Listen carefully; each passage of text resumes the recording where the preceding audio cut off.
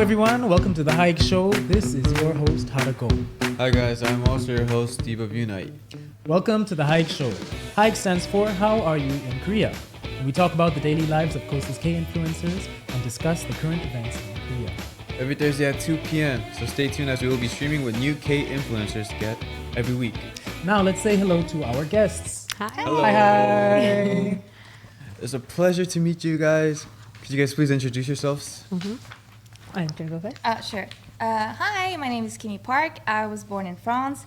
I've been in Korea since about a year, learning Korean, and also I'm a volunteer English teacher for aged at orphans, which are orphans who aged out of orphanages.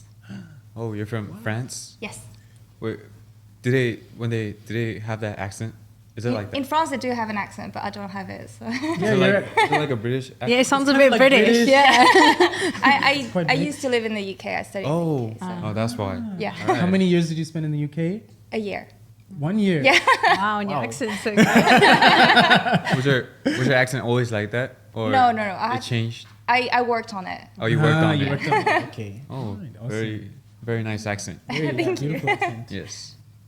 Yeah, oh, sorry, me. Hi, I'm Misbah. I'm from the UK, actually. Oh, wow. Yeah, so that's why I was like, you're not from the UK. Your accent is very good. Yeah, I'm from Manchester, and I've been in Korea 4 years now. And my job is like actress, model, content creator. Yeah. I love British accent. Right? Yeah. should we talk in a British accent today? I could try, but then she's going to be like, I'll judge you. you got to check me. You said 4 years in Yeah. Korea, and then that was 1 year, 1 year, yeah. in Korea. Oh, amazing. Amazing. Yeah. Then could you tell us about some interesting stories from your time in Korea? Well, I should have saved this for the first one we did. I actually remembered I had a ghost experience in Korea. Yeah. And it was in Jeju, Jeju-do, me and my friends, there was 3 of us. And then we booked the hotel, we were sleeping, and then we read the reviews, because if you write a review, you get like a free cafe coupon. So we were like, oh, sure. We started reading the reviews, and they said there was a ghost in some of the rooms. my Like they've seen a gosh. child on the bed, and a young girl in the mirror, and I started freaking out. So we shared a bed, and every time we went to the toilet in the middle of the night, we had to wake each other up and say, just watch out for me, watch out. So that was like a terrible but funny experience. Now I can laugh, but at the time I was terrified. Wait, so you didn't see a ghost? No, we just kind of spooked ourselves out because of the reviews that we saw. But people wrote it in the actual yeah. reviews, like online. Online. Yeah. On which app? It was, I think, booking.com. On booking.com, they were writing that there's a ghost. Yes. And there was not just like one that said that. There No, were it was a few. And then we weren't in those rooms, but we were like, but what if they like fly through the wall? We don't know. This would have been perfect for the Halloween. Yeah, the episode. Halloween episode, exactly. A week late. It's all right though. Yeah, It's okay. Similar time, it's all right. It's all right. Maybe something spooky can happen today. Again. Something fall over. Sure. So mine is less scary and a little bit more happy, I suppose. So I don't know if you can tell by my face, but I'm actually half Korean. Oh. My mom was born in Korea. She was adopted in France. So she grew up, and I grew up without any link to Korea. And then I had a friend who was doing a year abroad here in Seoul. And I decided to come and visit her just to find out something about this country I know nothing about. And in coming here, I ended up finding my mom's birth mother. Wow, that's Whoa. amazing. And so after I came back with my mom, and then I started learning about Korean culture, Korean language, and because obviously we can't communicate because she doesn't speak English, she doesn't speak French. So I had to do that on my side, and that's how it all started. This coming to Korea and learning about it and all that. Yeah. Wow, that's amazing. What a story. That's like a movie. Yeah. And so you're speaking with her in Korean? Yeah. Now, yeah. At the time, it was harder. So you learned Korean in Korea, or? Well, mostly in Europe because I've only been here 1 year, but I started a few years ago. After I found her, basically, and then that was my motivation, right? I had a real purpose behind being able to speak Korean, and especially the harmonies here, like they have a special like speech, which is harder to understand. But yeah, like now we can fully communicate, and that's good. I mean, my Korean is not perfect, far from it, but I'm working on it still. Oh wow. Where is she from? in Korea? my Yeah. harmony in Seoul. From Seoul. Seoul. Okay. Still has a little bit of the harmony, like Saturday though. It's quite difficult to understand. Yeah, it So you have to learn that and Korean. Yeah. So your biological mother didn't know how to speak Korean because she was. No, she doesn't speak Korean at all. Oh, really? Like she's a child. Like when we come here, she's like, yeah, 안녕하세요. Oh. Like mom. Oh wow. Wow. Yeah. Oh wow, that's Yeah, interesting. that's really cool. And then your father is French. French. Oh, wow. Okay. Oh, very But then cool. see, like, now when we speak Korean with my grandma, so she speaks.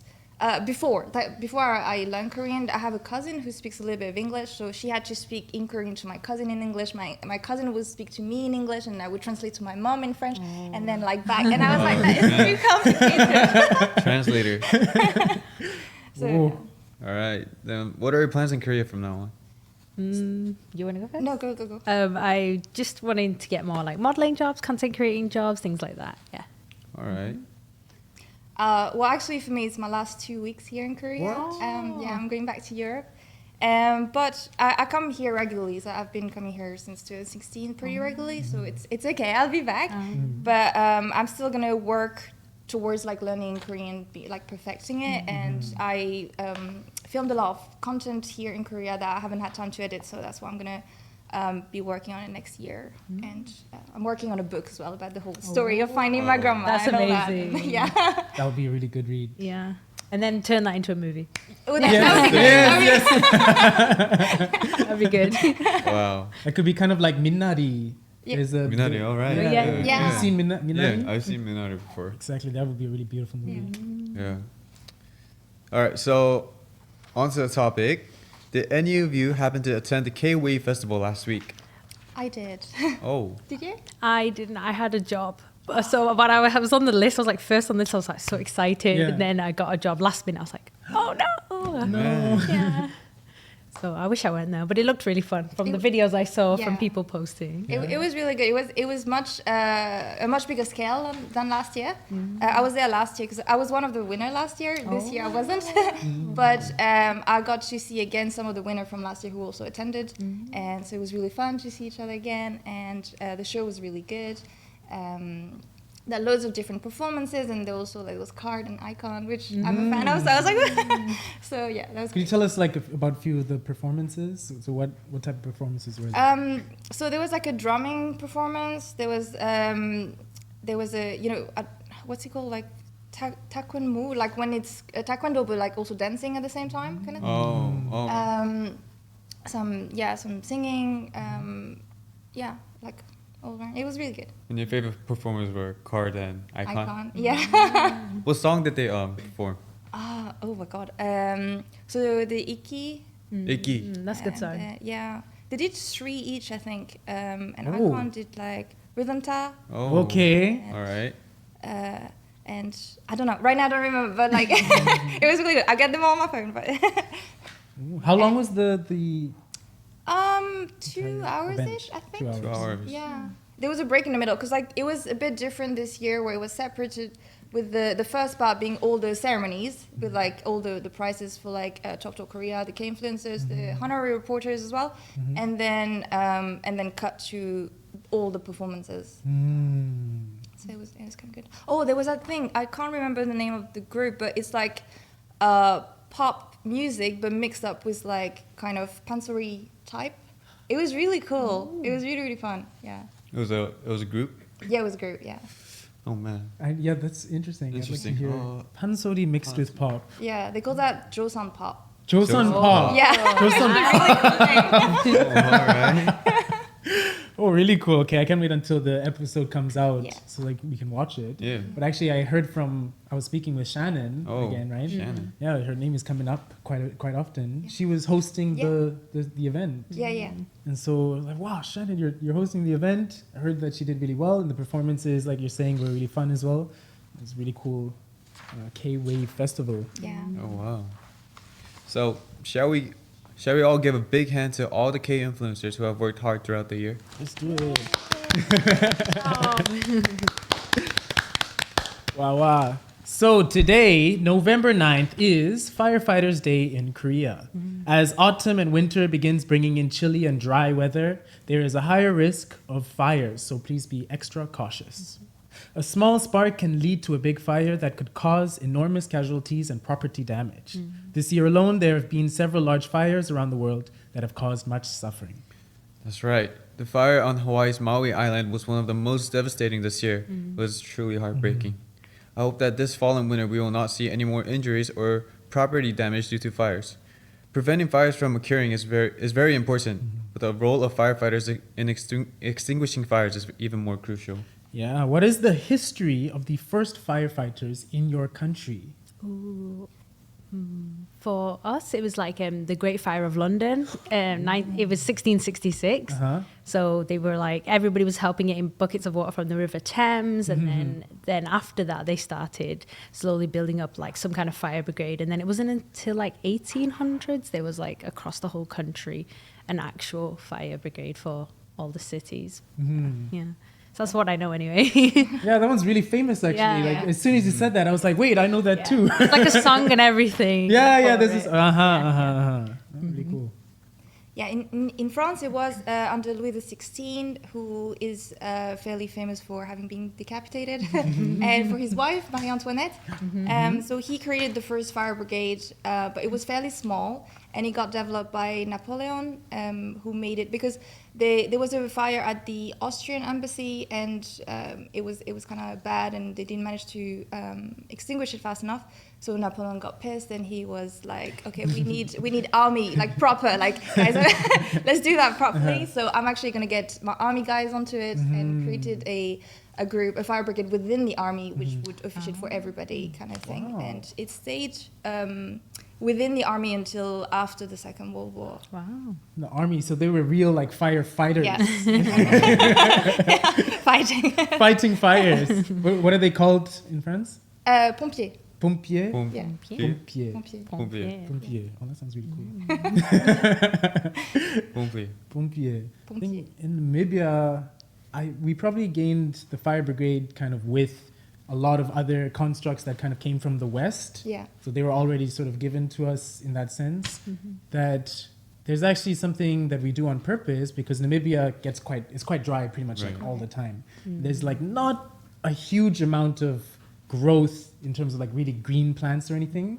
And so at a specific time, multiple times during the year, people like set fire and do controlled fires. Oh, really? And so there's controlled fires that slowly kind of burn over the mountains, but they can't really ever get too crazy because we don't have like super tall trees, or we don't have like lush forests or anything like that that could get, like cause a really big problem. So there's quite a few controlled fires. So when I was young, I actually saw many like controlled fires just like all over the place happening. Wow.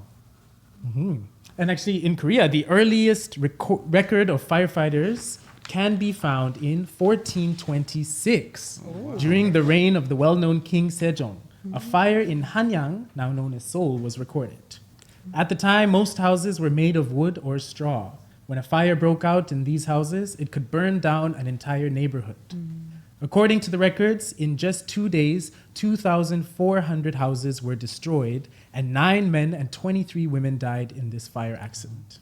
Wow. Following this incident, King Sejong established an organization called Kumhwadogam to prevent fires, which later became officially known as Myeolhwagun. Myeolhwagun means an army that extinguishes all fires. Do you know about the animal statue on the stairs of Gyeongbokgung Palace? I've seen it, but I didn't know what it was. It's kind of a lion, is that? Yeah. Tiger? Kind of. Lion, tiger? Yeah. With wings? With wings? All right. At the entrance of the Gyeongbokgung Palace of Gwanghwamun, there is a statue of Haechi, a mythical creature. People believe Haechi knows right from wrong and can keep away fires and bad luck. This is why they put up these statues back in the Joseon era. Yeah, it seems Korea has always been very attentive to fire prevention. Before we get sidetracked though, this week on the HAYIK Show, our topic is the 50th Los Angeles Korean Festival. Steve, this week's topic seems right up your alley, doesn't it? Yes, it does. So that's right. It's a major annual Korean culture festival held in Los Angeles. It's a celebration for Korean Americans and others interested in diverse cultures. The festival showcases Korean culture, food, arts, music, and crafts. and hosts a variety of events. Steve, do any childhood memories of Korean festivals come to mind? So You've been yes, to a few?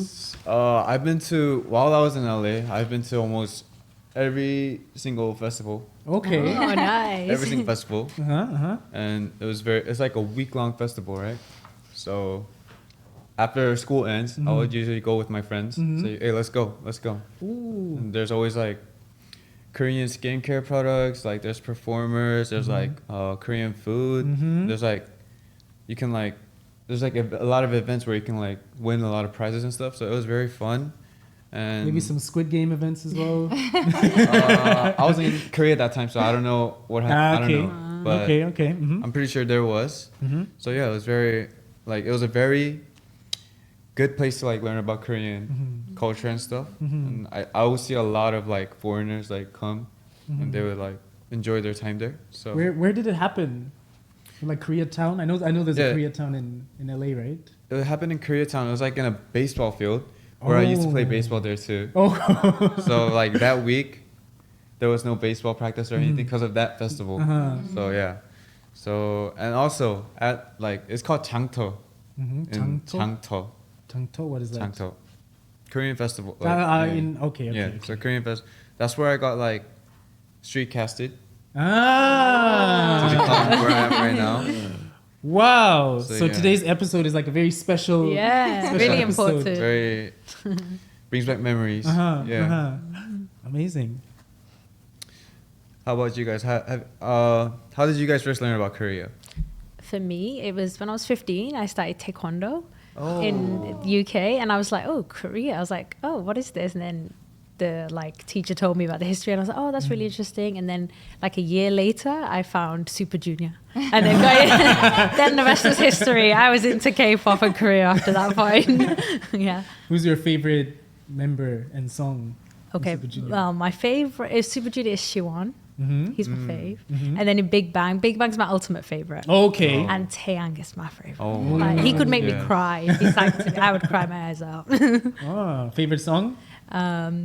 Eyes, nose, lips, of course. Classic. What about Super Junior? Super Junior. Since Sorry Sorry was the first one Sorry, I found, and I learned the dance and everything, that's my ultimate favorite. Wait, I think that's probably like one of the first that I heard as well. It's the So- first for me too. Right? Ah, Yeah. yeah. A lot of that's when people it is like started. sorry. Yeah, me as well.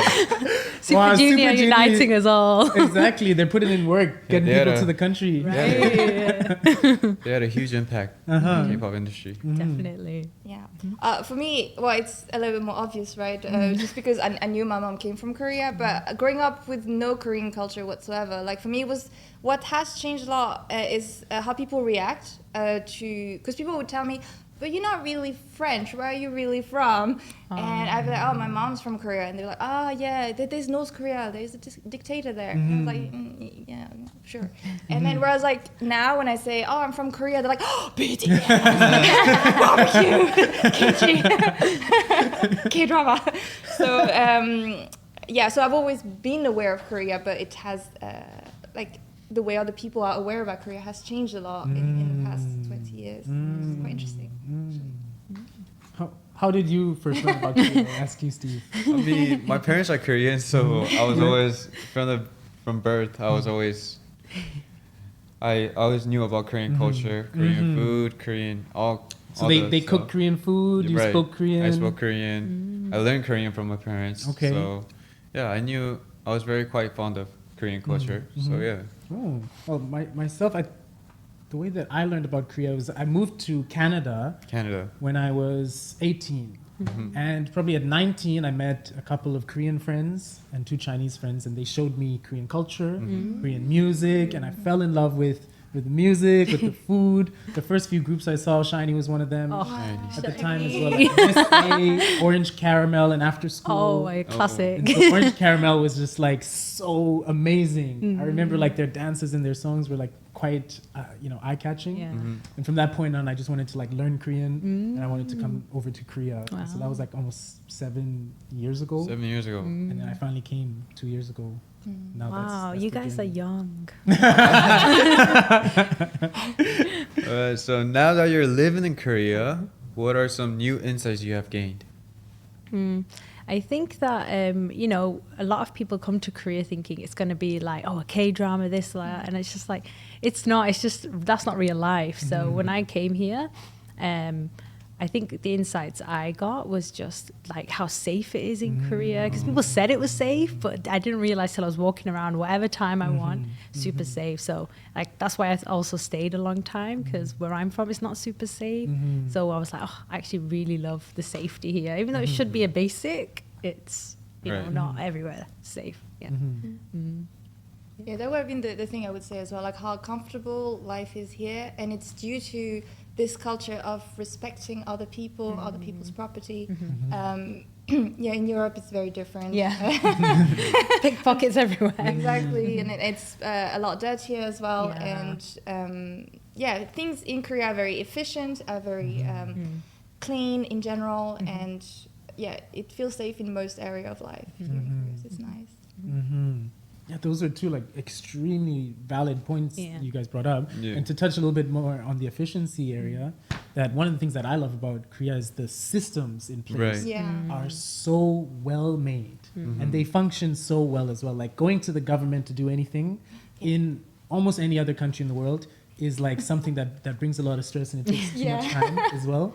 Like, of course, you know, here is sometimes going to the government as well. You don't specifically want to go because you have to like fill out the forms and the this and that. But if you know that you're going to get the service that day and what you're looking for is probably going to come like within another few days or like a week or something like that. That's true. So everything's really quick, really efficient. It's all like laid out perfectly and you just kind of go in, finish it, and then you're done. The same thing actually with tax. I have a little story on that. Yeah. So doing taxes has always been personally something like very stressful for myself. And so I'm very lucky I have a grandmother who is really good at doing taxes. She's an accountant. Oh, there you go. Right? She's an accountant. Shout out to my grandmother. And so she helps me so much with doing like taxes in Canada. But then when I came over here, I didn't have that same luxury. Yeah. And so I thought, oh no, I have to do like the taxes. It's this whole stressful situation. It's going to be so painful. And the first time that the tax period came around, I finally went in to go do the taxes, which that took a while already. And as soon as I got there, I just waited in line a bit, sat down, and then he was just like asked a few questions, and I just had to like sign a couple things, and I was done. I was like, what? That's it? You just finish the taxes, like they do most of the work, and they just click and click and click, and then you just sign something, and then you just go and you're done. I was like, wow, that's the most like easy experience and like stress-free experience on earth. Right. I don't know what it's like for you in France, but in England, we don't do our taxes. It's automatic with our job. Oh. So when I came here, I was like, wait, what do I need to do? I had no idea. So first 2 years here, I was tax-free, and then I had to do it with my schools because I was a teacher first. And then I'm like, oh, I was so hard to navigate because I had never done it before. It's just automatic. So Wait, yeah. so there's a place where it's even easier than Korea? Even easier. In England. Yeah, your job just does everything for you. What? Oh, Yeah. wow. That's taxes on revenue, right? Yeah. Only revenue, because then taxes on property and anything else would be you have to do it yourself. Yeah, of course, yeah. But like France working just ones, changed yeah. to do that as well. They just changed like 2 years ago. So I don't live in France. I don't know, but Oh, wow. but yeah. Yeah. Ooh. Wow, I didn't know there was a place that's even easier. So now There you go. I gotta test out the UK for a little bit. Yeah. Might as well. What are some things that you learned? I in mean, Korea? me too. When I first came to Korea, it was very, very safe. Everything was like, there was like, you know, in America, there's not much stores open like for 24 hours. It's like kind of like dangerous over there. So yeah, Korea was very safe. It had a safe environment, and also the 편의점 was very like So Convenient. 편의점 was Yeah. crazy. So I went to like 편의점 like every day when I first came to Korea. Also like the food was amazing. Ooh. What about at the places that serve the food, restaurants? There's a little something that happens that doesn't happen in Korea that's different at a restaurant. No tip. Hey. No Hey. tip. Yeah, no No tip. tip. No Yeah. tip. Just pay for the food. Yeah. You're gone. And then you're done. You're done. Exactly. And also the advanced like transportation system is very. The subway is very clean. Like overall, very clean and very Goes efficient. everywhere. Yeah, everything's fast. Yeah. Even the internet. Yeah. So yeah, so Korea was 살기 좋다. Yeah, 살기 좋다. Also, the people here are they're very helpful. Like if you ask a question, they'll be like, "Oh yeah, I'll help you out with that." So yeah, it was very good. We love Korea. Yeah, love Korea. So, back to the main topic. The LA Korean Festival is celebrating its 50th anniversary this year. It was marked by the official proclamation of Hangul Day, which is on October 9th, and it featured K-pop cover dances and random dance events, making it a celebration on a greater scale than before. Is that like KCON? Does that happen around the same time, or is that different? Yeah, I think so. Yeah. Okay. Yeah. Okay. During the event, over 400,000 people attended, and among the Korean foods featured, dishes from the Haenam area of Jeollanam-do were particularly popular. Jeollanam-do cuisine has a reputation for being exceptionally delicious, even among Koreans. Have you ever heard of food from Jeollanam-do? I think I'm mixing Jeollanam-do and Jeongbuk. Jeonju area. Is that in the same area? Oh no, I think it's next door, right? Something like that. Oh, okay, I'm completely wrong. I just know that Jeollanam-do has good like seafood, I think. But then I know in like Jeonju, it's like bibimbap is famous there. Yeah. I was gonna say that. Yeah. Yeah, I don't know more than that. Like just seafood, and that's about it. I wouldn't know a specific dish. Specific dish. Well, actually, our PD contacted me after our last episode. Oh, really? And he was like, "Hey, we're having like a special, like we're going to talk about some special food. I'd like you to try some Jeollanam-do cuisine." And so he brought me to a really fancy special restaurant. You didn't invite me. Yesterday, actually. You didn't invite me. Oh, you left Steve out. That's not good. That's me. You remember yesterday? I was free all day. Oh no, yesterday. now I feel bad. PD, why didn't we invite What are we doing? I was asleep all day yesterday. Sleep all day. Oh, you Yeah. could have had lunch with us. Yeah. It was an amazing dish, super fancy, super awesome. Just rub it in his face. Rub it in Just rubbing it in. What did you eat? What did we eat? It was actually called bori gulbi. It was my first time trying it, but bori gulbi, which is considered one of the tastiest fish in Korea. Oh. And so it's bori gulbi it's in English. I searched it up. Dried yellow corvina. Oh. Dried yellow corvina, which I've never heard of before. But it's an extremely expensive fish. It's a little bit on the smaller side. And what they do is they catch it, especially from an area called Yongkwang, which is like glory, I believe. And so the Yongkwang gulbi is one of the most like expensive kind of fish you can get. It's like $100 for a bunch of them. Wow. They catch them, they salt them really intensely, like they cover them fully in salt. And then they let them dry by the sea breeze Ooh. for like four months, I think. Oh Wow. wow, it's very long. Preserved. Yeah, it's preserved. It's quite intense. And there's two ways you can have it. There's the gulbi, which is that like dried and preserved way.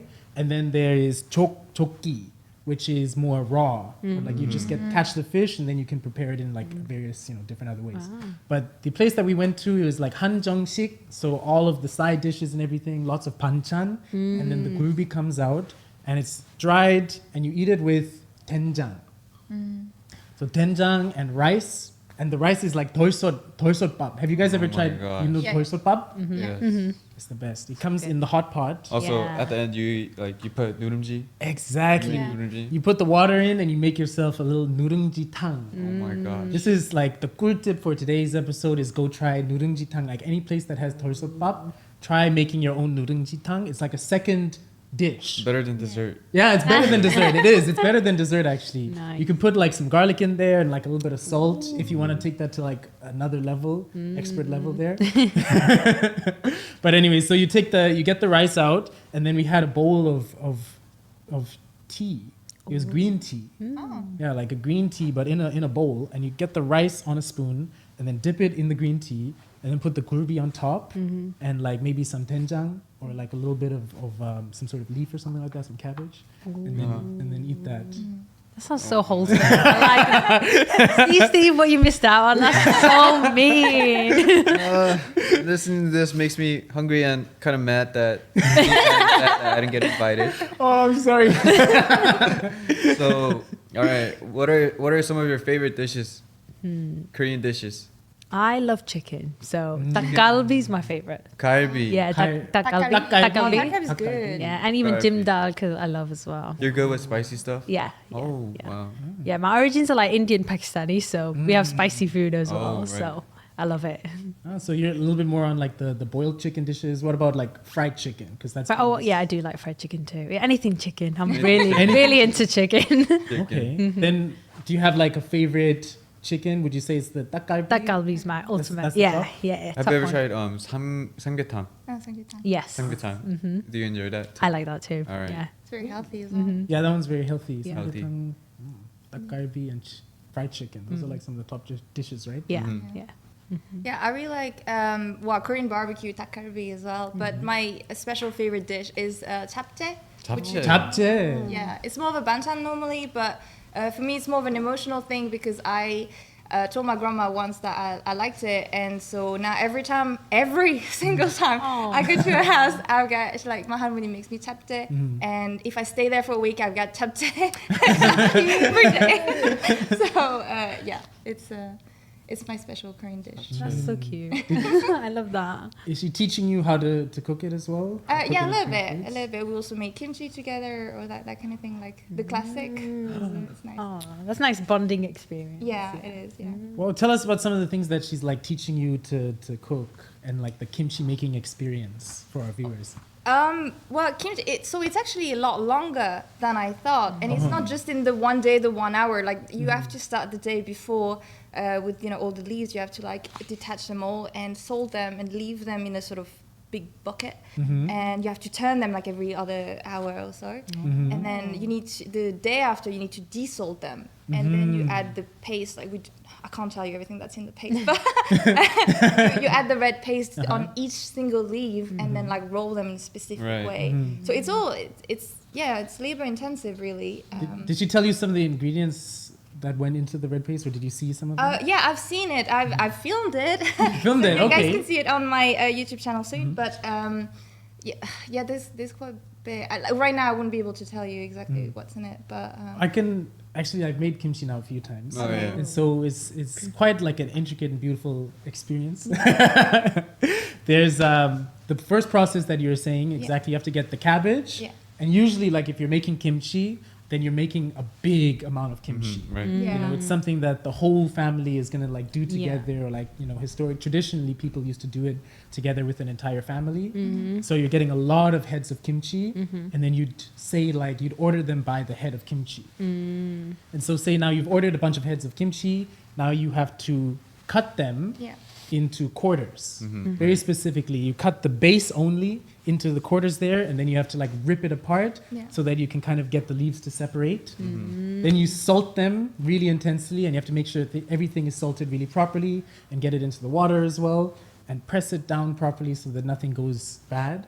And that's something like while you're making this kimchi, during the whole process, you have to be pretty clean because things could get bad really quickly and then it'd get rotten. And so now you've salted it, and that's like the day before you've done all of this prep work, and now the next day the whole family joins, and everybody's sitting around, sometimes like a pool or something like that, like an inflatable pool. Paste the kimchi. Exactly. Gochujang or something. Like Exactly. And making that process as well is like a family by family. They have their own secret recipes. Oh. Yeah. And like on the internet, you can find like a million different kind of like pastes for the kimchi. But oftentimes you're getting pear in there, Korean pear, onion, pepper, dried pepper, very important. Those three are quite important. Then also, if you want to have like a seafood taste, then you'll put 멸치 젓 or like 멸치, is it egg or something? And then sometimes I saw like a really nice recipe with 굴비 that I was talking about, or with actually the jokki, so the raw fish, cut up and put into it. Sometimes people put like nakji or like whole, seafood into it. It's pretty crazy. Oh wow. Anyways, then you got the whole process of putting that into the leaves, and that's like, how many heads did you do? Oh my god, I don't know. 15. Wow. Whoa. We did a lot. Whoa. We've done it a couple of times, but yeah. Actually, it's funny because right now, as we're recording this, my mom is with my harmony and they're doing some kimchi today. Oh, wow. And my harmony was like, "Are you gonna help?" I was like, "Sorry, I gotta record it. It's work." A good excuse about this time. Wait, so how many heads are they doing now? I don't know. I'll find it out when I go. Oh my goodness, 14 heads. That's insane. And it's just how No, many it people? was for no, because my uncle came as well with his wife and. Okay. Yeah, so we were like There we we were a bunch. Yeah. Then that's quite normal. I think the most that I ever did was 8 heads, Yeah. and I did 8 heads by myself, and that was like crazy. It was like a workout. Yeah. It feels like a workout, and you're tired after 2 days. I couldn't have like any other schedule. It was just like Wow. making kimchi, right? Yeah. And did you usually, like another tradition that people do is after they finished making the kimchi, putting all of the stuffing and the ingredients in and separating it, putting it into the boxes, then they'll also get suyuk, or type of pork, boiled pork that's like boiled for quite a while, so it's very soft, and then eat that with the fresh kimchi, kochori. Oh, wow. Did you? We did, maybe it was this, I don't know. We did have some meat with the Yeah. fresh kimchi, so it could have been that. Yeah. That's one of the best. Have you tried kochori ever? I don't eat pork. Yeah. Yeah. Okay. All right. Yeah. Okay. I would love to make. I've never made kimchi before, so I would love to make kimchi. Okay, next time we do kimchi Kimchi making episode? special episode, right? Yeah. Oh yeah, I haven't done kimchi making. No, so yeah, I haven't tried kimchi making No, either. no, yeah, It's, no. it's So- a fun activity. You can do as well. I've went to one event like this where they invite a group of foreigners to join a kimchi making festival. It was somewhere like down south, and then you just arrive and you have a lot of harmonies and ajumas that so everything's pre-prepared. We literally just have to put the paste in, and there's camera crews like all over us because like, look at these foreigners making kimchi because they love kimchi now. And it was really fun. So you can very easily find a place Ooh, okay. if you don't know people who Yeah, make yeah, kimchi. yeah. It's there's a season, there's a specific season at which you can make kimchi, so it usually happens around that time. Yes, exactly. Well, right about now, Now is is pretty kimchi much time. kimchi making Kimchi time. season. Yeah, exactly. So kimjang is what it's called. Kimjang, All the right. families get together and make kimchi. You seem like a kimchi making pro.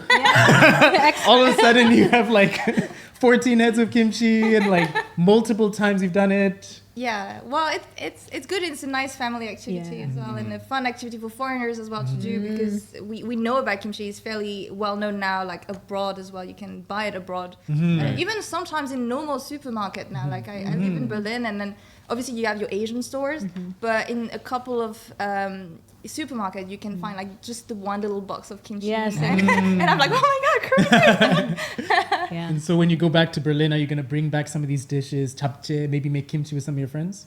Yeah, that would be fun. That would be fun. Yeah. I mean, in Berlin, there's a huge Korean community, so there's actually a lot of Korean restaurants. So wow. it's actually Ah. pretty easy to eat Korean food there. But then it's quite specific to food that is easy enough to make in Germany, so you can't find everything. Like of course, you got bibimbap because that's easy to do, that kind of thing, and it's a little bit adapted to the palate of German people who cannot handle any spices at all. So like I always ask for the extra spicy, and they're like, we just made a little bit. I'm like, I'm Korean. So yeah.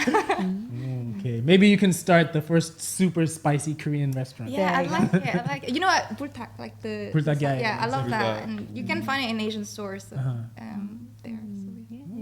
Awesome. Well, thank you for sharing. With that, it's already time to say goodbye. Aww. Thank you both for coming out. How was your experience?